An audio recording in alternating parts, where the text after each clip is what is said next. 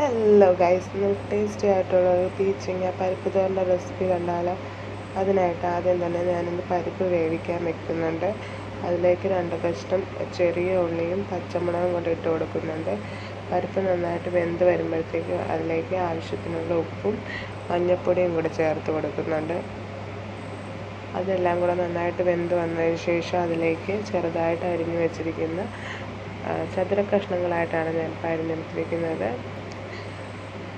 അരിഞ്ഞു വെച്ചിരിക്കുന്ന പീച്ചിങ്ങ അവിടെ ഇട്ട് കൊടുക്കുക. എന്നിട്ട് അതെല്ലാം കൂടെ ഒന്നുകൂടെ ഒന്ന് ആവി വരുന്നവരെ ഒന്ന് വേവിച്ചെടുക്കാം. പീച്ചിങ്ങയ്ക്ക് ഒരുപാട് വേവൊന്നുമില്ല കേട്ടോ, പെട്ടെന്ന് വെന്ത് കിട്ടും.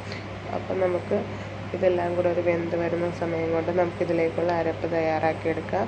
അതിനാവശ്യമായിട്ടുള്ള സാധനങ്ങൾ തേങ്ങയും മഞ്ഞൾപ്പൊടിയും ഒരു കഷ്ണം വെളുത്തുള്ളിയും നല്ല ജീരകമാണ് എടുത്തിരിക്കുന്നത്.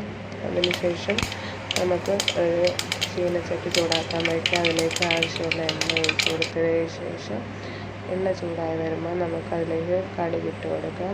കടുക് പൊട്ടി വരുന്ന കഴിയുമ്പോഴത്തേക്കും നമുക്കതിലേക്ക് അരപ്പ് ചേർത്ത് കൊടുക്കാം.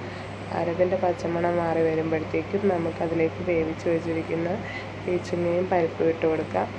എന്നിട്ട് ഒന്ന് നന്നായിട്ട് മിക്സ് ചെയ്ത് കൊടുക്കാം. ഈ തോരനെന്ന് പറഞ്ഞു കഴിഞ്ഞാൽ വളരെ ഡ്രൈ ആയിട്ടായിരിക്കത്തില്ല ഇരിക്കുന്നത്, ഒരു ചെറിയൊരു കുഴമ്പ് പരുവത്തിലായിരിക്കും ഇരിക്കുക. എന്നാലും നല്ല ടേസ്റ്റുള്ളൊരു തോരൻ തന്നെയാണിത്. അപ്പോൾ എല്ലാവരും ഈ റെസിപ്പി ചെയ്ത് നോക്കാൻ മറക്കും. അപ്പം നമ്മുടെ ചാനൽ ആരെങ്കിലും സബ്സ്ക്രൈബ് ചെയ്യാതെ വീഡിയോ കാണുന്നുണ്ടെങ്കിൽ പ്ലീസ് ഒന്ന് സബ്സ്ക്രൈബ് ചെയ്യാൻ മറക്കല്ലേ. അത് സബ്സ്ക്രൈബ് ചെയ്ത് കഴിയുമ്പോൾ അടുത്തുള്ള ബെൽ ബട്ടൺ കൂടെ പ്രസ് ചെയ്താലേ നമ്മളിടുന്ന എല്ലാ വീഡിയോയുടെ നോട്ടിഫിക്കേഷൻ നിങ്ങൾക്ക്